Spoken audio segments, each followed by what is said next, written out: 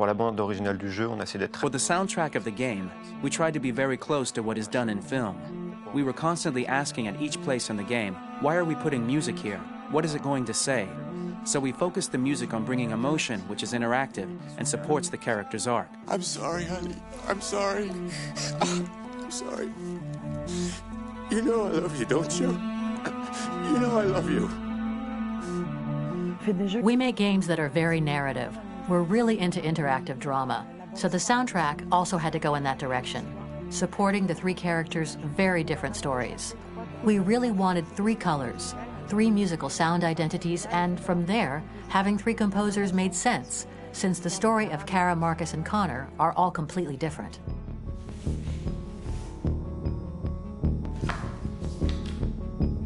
You recognize him? It's Carlos Ortiz. For Connor, we wanted a soundtrack that could be very cold and very mechanical, very machine-esque somehow. For Kara, we wanted a soundtrack that would be very moving and emotional. It was about the quest for identity, but it was also a journey about love and empathy. And for Marcus, we wanted something epic, something that would really represent the grand aspect of his quest. And we were very fortunate to find three incredibly talented composers, and working with them has been a dream, honestly.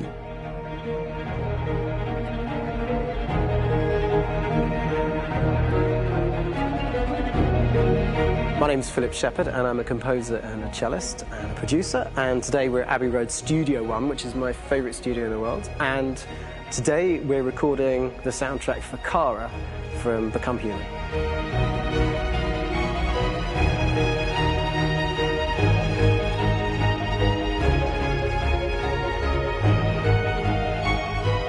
So when I compose a big project, I often travel just to kind of get out, and get some fresh air and some inspiration.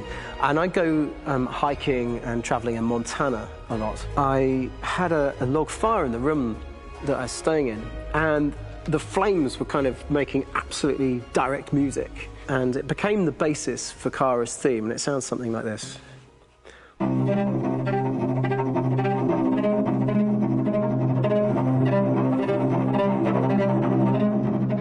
Now, over the top of that, I found a little theme that just seemed to fit over the top, which is taking Kara's name, Kara, and just using like a two-syllable motif, and it sounds like this. We're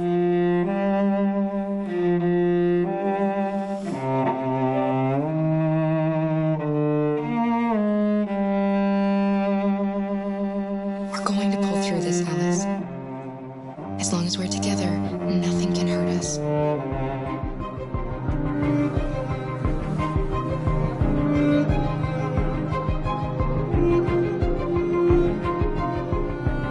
And all the time that's fitting over it.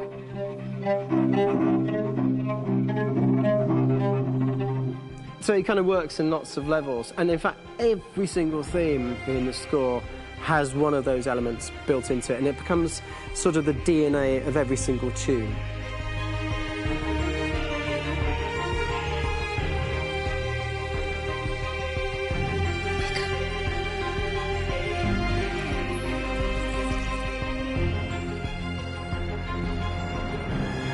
For me, writing this theme for Kara, I actually had to tap into what it feels like to be a father to daughters. I really had to tap into everything I feel about my daughters and thinking, well, if I had to write music for them and that sense of trying to protect them but also give them the freedom, that's totally where it came from. Because each composer has been given the sort of narrative responsibility for very different characters, I haven't had to sort of go into other styles. I can actually be very loyal to this particular character and sort of hopefully encapsulate her. But it means also I've suddenly become very connected to this character. And if for some reason it goes to game over early, I'm getting mortified, you know? They're over there! Starting a new project, for me personally, it's always finding the right tone, finding the right color, I like to call it. For me, it's finding that right texture that actually sits against picture really well. One of the biggest things is I created custom instruments for Connor.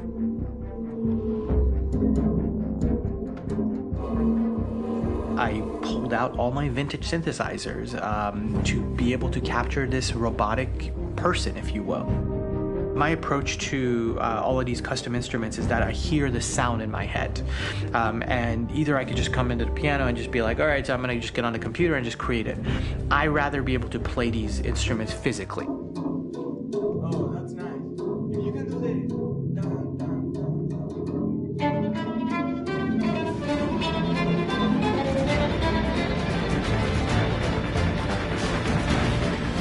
As soon as you see Connor the first time, there is a really interesting thematic idea that you hear, and that's just made out of a Moog synthesizer, but completely manipulated in multiple ways. And it's robotic. It has a little bit of an emotional to it. He's on his mission, so you feel that as well. So it just kind of gives you that cold, motionless, with a mission in hand that you kind of feel throughout the whole thing.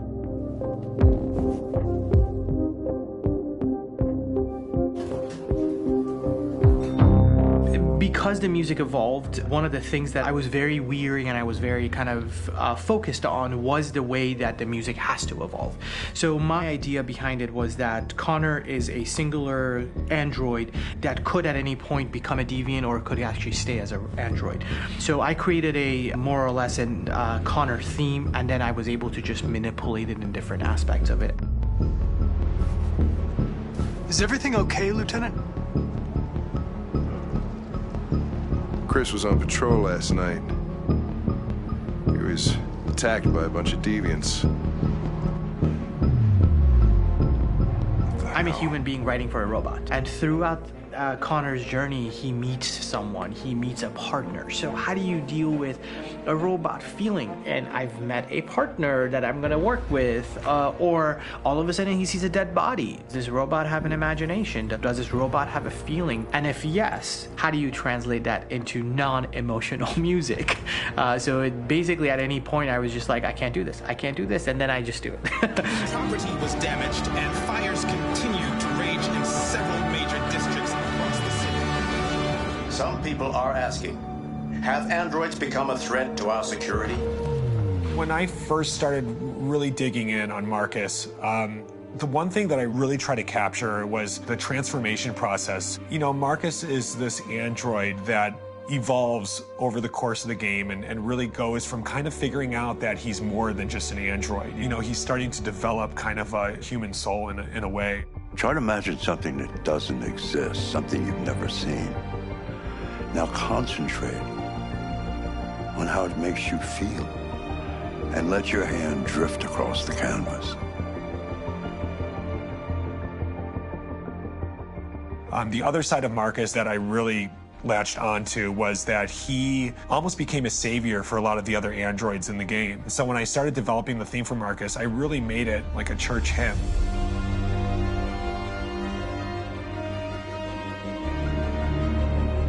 I wanted it to be very simple. I wanted to make it a chordal melody. I really wanted to. The tough thing with that is it had to be recognizable.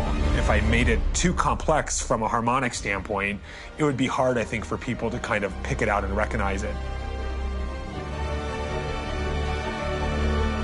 It's very acoustic derived, but it's also been treated with a lot of effects and things to kind of put it into the space that I felt the sound should be in. It can be beautiful, it can be haunting, it can be extremely powerful from an action standpoint, and I'm really happy with the way it turned out. The music is there, but it's subliminal and it's emotional, and people are feeling it, and it's not distracting. And that's tricky with a game like this, where you have to have a lot of ins and outs like that, where the music kind of has to get in and out of these moments.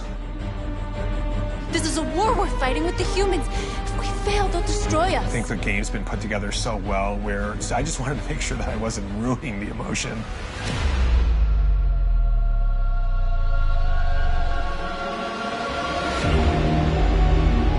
I gotta be honest, when we first started on this path, I said, oh man, this could be pretty messy, you know? I mean, it could feel disconnected, and But I mean, it's amazing how they really guided us and got us to really kind of all be in the same world, but at the same time feeling completely different. So it's really going to stand out and kind of be one of those games where people are really going to notice the music and kind of how it was crafted, and and all the hard work that went into being able to pull it off in a graceful way.